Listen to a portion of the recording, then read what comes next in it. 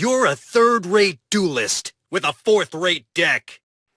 What's up, YouTube? This is Brandon with 3-Rate Duelist coming at you guys a deck profile. Today we're going to do a Ninja deck profile, as you guys probably guessed by looking at my White Dragon Ninja Field Center. Ninjas have a special place in my heart. It's probably my second favorite deck, right behind Shaddoll. Back in the day, I used to play White Dragon Ninja and Safe Zone lock people, and it was awesome. But that strategy is not as viable anymore because there's way more ways to get rid of back row other than just destroying it. But this is kind of more of a fun deck profile. But I feel like this could be competitive because I feel like the biggest two types of deck going forward right now are going to be control/back row decks and combo decks. And this deck kind of answers both of those problems because this is a Dark Simorgh build. So if you play against control/back row, you just play Dark Simorgh on them and they can't set anything. So like realistically, Altergeist has to open impermanence to be able to out this.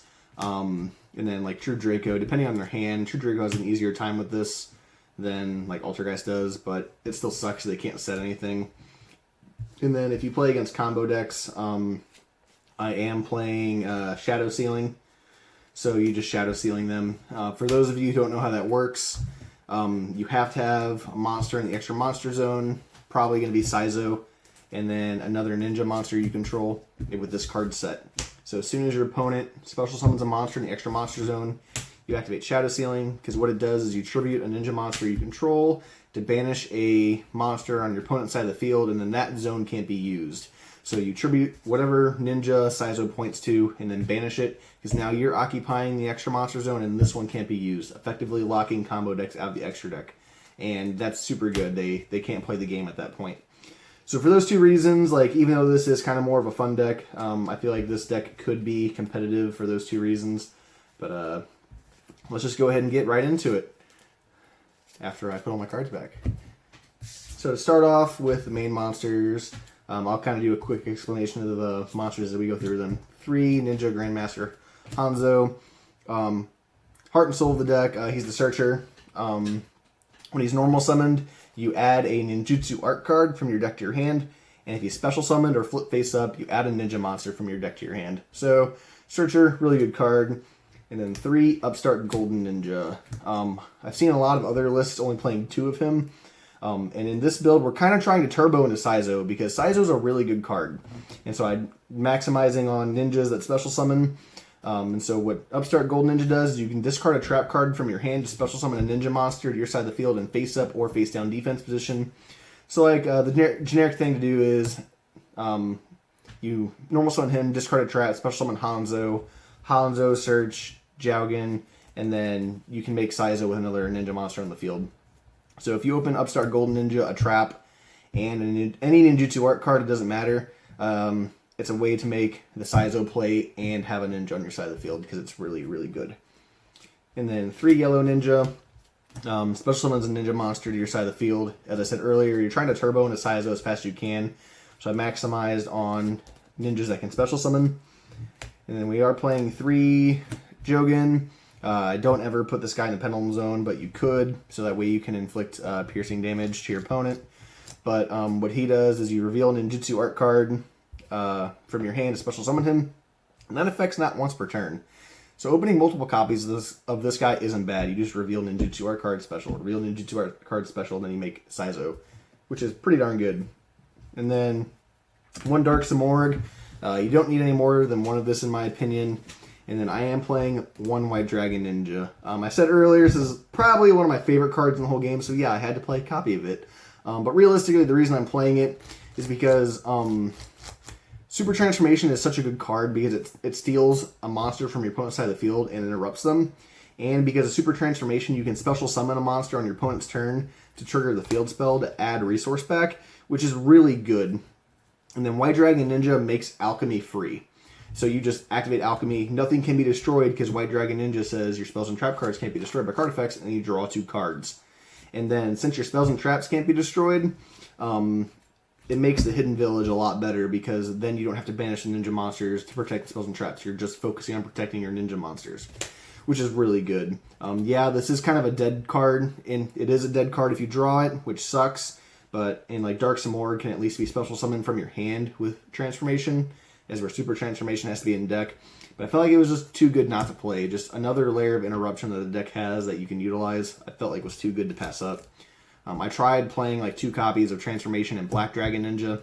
I did not like it because Black Dragon Ninja's effect to just, you have to have a ninja monster in your hand or your side of the field, and you had to have a face-up ninjutsu art card that you were okay with getting rid of to utilize his effect. And then if he left the field, they just got everything back. I wasn't fond of it. And the other Dragon Ninjas I don't really like Yellow Dragon Ninja is probably the best Dragon Ninja card because it pops spells and traps, and it's a 3k attack. But the fact that White Dragon Ninja protects your spells and traps is too good to pass up in my opinion. So that's why I went with that. And that's it for the monsters. The biggest issue this deck has is not opening multiple ninja monsters to make Saizo. So kind of keep that in mind. This deck is can be a little bricky, but if I make it better, I'll definitely keep you guys up to date. And start off with the spells. 2 of the field spell. You don't need to play more than 2 of it. It searches both Hanzo and you can set it off Saizo. So what this card does is if a ninja monster is special summoned to your side of the field, you can target a ninja monster or a ninjutsu art card in your graveyard, add it back to your hand. That actually comes up with Upstart Golden Ninja. Because if you have this on the field, you play it, use Upstart Golden Ninja's effect, discard a trap ninjutsu art, special summon Hanzo, trigger this, add the trap ninjutsu art back to your hand, and then search the Jogen off Hanzo, and then reveal the one you added back to special it, and boom, you're good to go. And then also, this protects your ninjutsu art spells and traps and protects your ninjas by banishing a ninja from your graveyard. Card's really good. And then I am playing 1 copy of Notebook. I know a lot of people are playing 2 and 3 of this. Not fond of it, because as I said earlier, the biggest issue this deck has is opening multiple ninja monsters to make Saizo. And so I didn't want to ever have to discard my ninja monsters to be able to utilize this. Yeah, it's good. It's another way to get your ninjutsu art cards, and it's a way to get to alchemy. But I just wasn't fond of it. And I am playing 2 ninjutsu art of alchemy. The biggest issue with this deck is draw power, and so I felt like playing 2 of this was good. And then if you have White Dragon Ninja on your side of the field, this becomes free. So too good to pass up. And then I am playing 3 Called by the Grave. The reason being is because like a well-timed Ash or Veiler or Ogre can hurt, and so Called by the Grave just kind of helps stop that, which is always good. And then I am playing 2 copies of Pot of Desires. Now, for those of you who don't like Desires, yeah, the banishing 10 from the top of the deck sucks, and then you sometimes take the chance of banishing like White Dragon Ninja or Dark Simorgh, but generally speaking, you're going to try and activate this after you've already done those plays. But it's in here because this deck needs draw power. And if you want to, you could change the extra deck and play Extravagance if you guys have access to those cards, but I don't at the moment. So I opted to play Desires. And then for some 1-ofs, 1 Upstart Goblin, draw cards, 1 Monster Reborn, because it's Monster Reborn, and then being on Special Summon Hanzo to search again is really good. And then Rhoda, search whatever ninja monster you need. Pretty good. And that's it for the spells. Traps lineup's a little heavy because of Upstart Golden Ninja, but that's fine. 1 Ninjutsu Art of Super Transformation and 1 Ninjutsu Art of Transformation.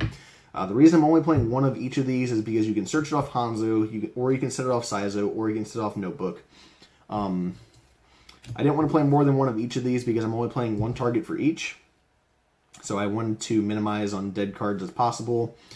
So for those of you who don't know, Ninjutsu Art of Transformation, you tribute a monster or a ninja monster on your side of the field, and then you can special summon a beast, wing beast, or insect monster from your deck whose level is equal to or less than that monster's level you attributed plus 3.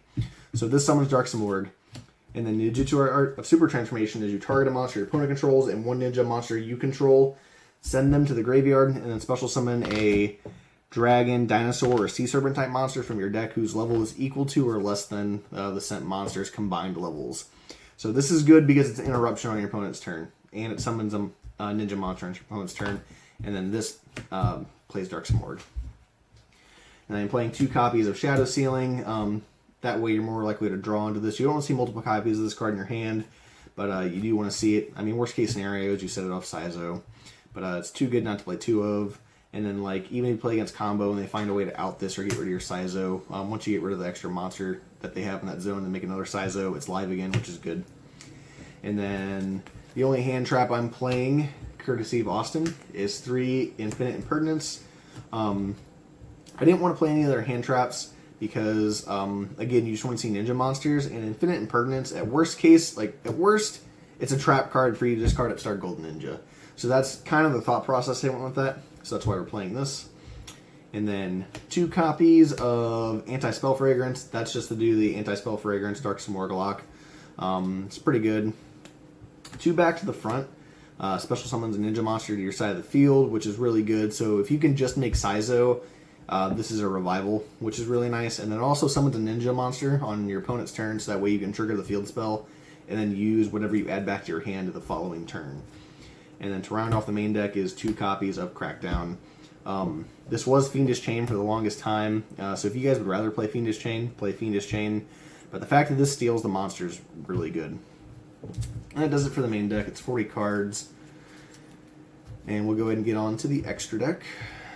So for the extra deck, I am playing 2 copies of Saizo. I've never needed a third. You only really need 2 copies of it. The extra deck, it can be tweaked. The only thing that really matters, in my opinion, in the extra deck is Saizo. The rest of this is up to you guys. So a lot of this is up for change, and it probably wouldn't hurt anything if things get changed. So kind of keep that in mind as we go through this. So 2 Saizo. The 1 is sold in case I needed to search for whatever reason. Unicorn to out problem cards. Borlo to out problem cards. Sword to OTK. Some of these, like, you really can have trouble going into because of Yellow Ninja. His effect keeps you from only special summoning ninja monsters from the extra deck. But with Upstart Golden Ninja, you can make these guys pretty easily. And then 1 Blade Armor Ninja, because this is him and Saizo are the only monsters you can make from the extra deck if you use Yellow Ninja that turn. But it's fine. The double attack comes up, and especially if you have White Dragon Ninja on the field, you can make him attack for 27, or make her attack for 27 twice, which is good. And the rest of this is just rank 4 utility, and then 2 Super Poly targets.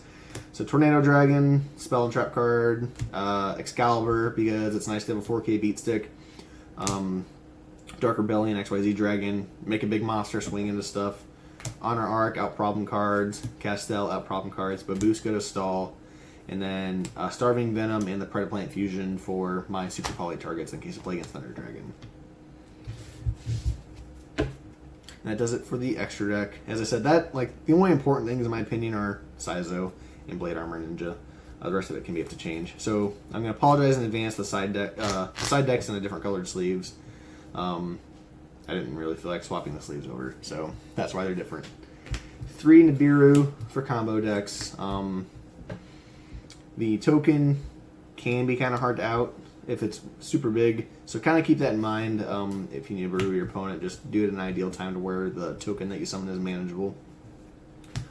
3 Artifact of Lancia, Thunder, and Orcust. 3 of this guy, Prankertops. Prankertops is super, super good. This probably should be changed for evenly matched. So if you guys have evenly matched, I would play it over Prankertops. Just for some reason I forgot to grab them.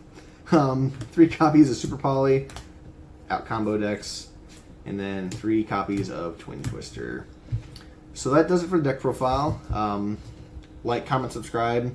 Let me know in the comment section down below what you guys think of this Ninja deck profile. I think it's pretty good. I've been testing it here for, about a week or 2, and I've been pretty good with it, so I can't complain too much. But just let me know what you guys think, and I appreciate any of your feedback. Let me know what you guys want to see next, because kind of struggling here to come up with some stuff, and Ninjas is really fun for me, so that's why I went with that. Anyways, I'm rambling, so I'll close this out. Later, YouTube.